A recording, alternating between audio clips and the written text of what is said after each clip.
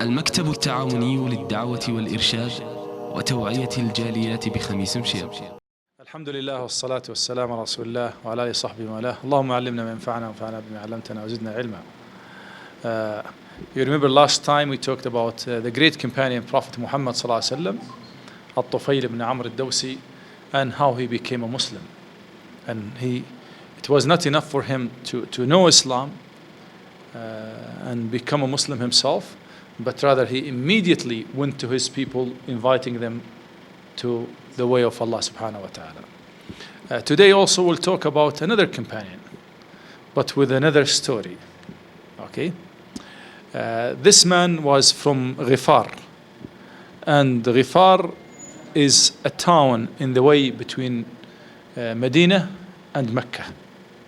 And the Qurayshi caravans used to move through that area. So they will settle for some time to get water, to get food, and buy and sell, whatever, doing business, before going to their own way. So this man was hearing about a person in Mecca by the name of Muhammad sallallahu alaihi wasallam, and he's inviting people to worship in Allah alone, leaving idols, doing good deeds and avoiding bad ones. Many great values he was asking people to. But the people were having mixed feelings regarding him, just like propaganda they're spreading their propaganda different places. But people with inquisitive mind don't accept to be enslaved by others' ideas. They have got to find out themselves. Then he started asking people, what did he ask you for? And he invite you to do? They said, invite us to do this. And he thought, all these are good things. Why those people are antagonistic to Muhammad sallallahu alaihi wasallam? This made him think, and he had mixed feelings regarding the propaganda and regarding the information that he was able to deduce from those people. So he had a younger brother. He said, why didn't you go to Mecca and find out about this man? His younger brother went to Mecca. He started collecting some information about Prophet Muhammad sallallahu alaihi wasallam. Then he came back to Ghifar, to his brother, and he said, my brother, I went there and I found this man inviting people to worshiping Allah alone. But he seems to be in conflict with his people. He said, ما شفيت غليلي. You didn't give me enough information. I've got to find out myself. When he went to Mecca, nobody would tell him who Prophet Muhammad ﷺ was.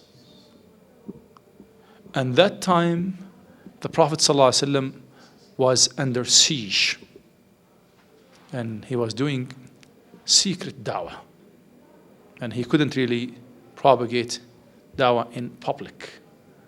And the Qurayshis were putting barriers between the foreigners, the newcomers to Mecca, and listening to the da'wah of Prophet Muhammad ﷺ. They could put all barriers. And this man, he said, I spent 3 days in the Haram. And every time I want to ask, nobody would respond to me. One day, a young man passed by me. It was Ali ibn Abi Talib radiallahu anh. He didn't know him. He said, you're not from Mecca. I said, why don't you come home with me? This is one of the customs of the Arabs. They would not allow strangers to stay without food, shelter. They would take him home with him. So he took him home with him. He ate with them and he went back to where he was. The second day he saw him there. He saw him there. He said, why, you're still here? He said, yes, I haven't finished my job. He didn't tell him what he was looking for. The second day he went with him to his house. And again, he went back. The third day, Ali ibn Abi Talib found him as well. He said, tell me what. He said, I'll tell you something, but are you going to keep the secret? He said, fine. He said, I'm looking for a man by the name of Muhammad. Allahumma salli ala sallam. And I was afraid that the people wouldn't let me know about him. And I just heard some information about him, and I want to know. He said, after finding out that he was really looking for the truth, and he just wanted to find out whether he becomes a Muslim or not, this is something else. Ali ibn Abi Talib radiallahu anhu said, come to me, and you come before me, and you walk in front of me.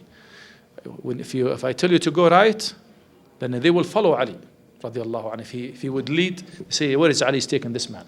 But Ali is following this man. It's not the man who's following Ali radiallahu anhu majma'in. You know this man? Not yet. Okay. So, and he said, if I want you to go right, I'll throw a stone to your right. If you want you to go left, I'll throw a small stone to your, and pass in front of me. So he passed, and Ali was following him to Dhar al ibn al Arqam. It was at the side of Mecca. Until they came to the Prophet sallallahu alaihi wasallam, and the Prophet sallallahu alaihi wasallam started explaining Islam to him.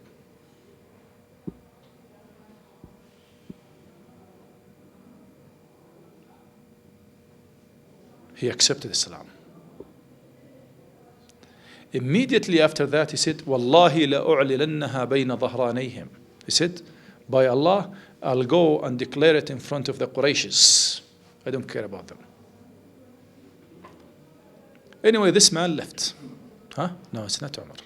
This is from Ghifar. Abu Dhar al Ghifari, Jundub ibn Junada al Ghifari, Abu Dhar radiyallahu anhu. Okay? One of the great companions of Prophet Muhammad sallam. Anyway, he went to the Kaaba and he said, Ashhadu an la ilaha illallah wa ashhadu anna Muhammadan Rasulullah. That the religion of Muhammad is the true religion, and you are worshipping the idols who cannot help you. طبعا the Qurayshis jumped on him. They wouldn't allow something like this take place. But Al-Abbas ibn Abdul Muttalib radiyallahu anhu was a wise man, and they didn't know that he was a Muslim. Salamullah. He said, are you crazy? Your caravans go through the land of this man, and if they might really give you a hard time if you keep doing this to him, let him go. And they let him go because they didn't want their own caravans, their own interests, you see, to be challenged when they pass by the land of Ghifar, the land of Abu Dhar al Ghifari. Anyway, the Prophet, he came back to the Prophet ﷺ to him, go Abu Dhar. Because Abu Dhar was a tempered man. And he cannot really be patient. If he sees something, he will just speak out. And he cannot tolerate any mistake, no matter what it is. Yani this is his method. And the Prophet ﷺ realized if he stays with him in Mecca, may not be good for him. And may not be good for da'wah as well. And salamatullahi wa barakatuh. He said, go to your people. And when you hear about my advent, that the religion has become, the Prophet ﷺ, although he was giving da'wah in secret, he realized that his way, his religion will prevail over all religions, and it will be very well known for all people. He said, when you hear about my prevalence, that this religion will become victorious, come to me. Come to me. And this is what happened when the Prophet ﷺ migrated to Medina, and the news came to Abu Dhar al Ghifari radiyallahu anhu. He left everything behind and stayed beside the Prophet sallallahu alaihi wasallam, and he was among the people of Ahl al-Suffa. Ahl al-Suffa, as I mentioned, they were not poor people in the sense that they didn't have jobs, they didn't belong to big families, they didn't have their own land and their own houses, but they left all that behind and preferred to stay next to the Prophet sallallahu alaihi wasallam for the sake of seeking knowledge.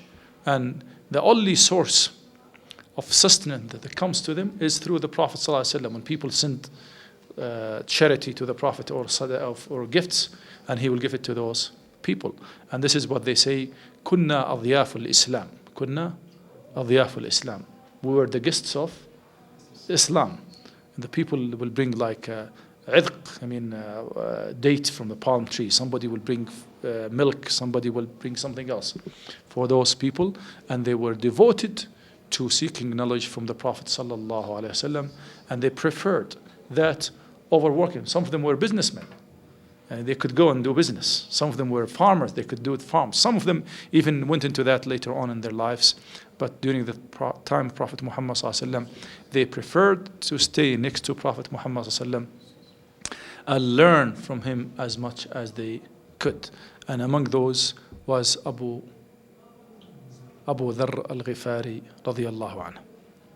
This is just another story that we might need to know about another great companion of Prophet Muhammad sallallahu alaihi wasallam, because those are role models that we need every then and while to bring to the attention, to our own attention, to attention of our families, our children, our loved ones. سبحانك اللهم وبحمدك أشهد أن لا إله إلا أنت أستغفرك تعالى وأتوب إليك. جزاكم الله خير.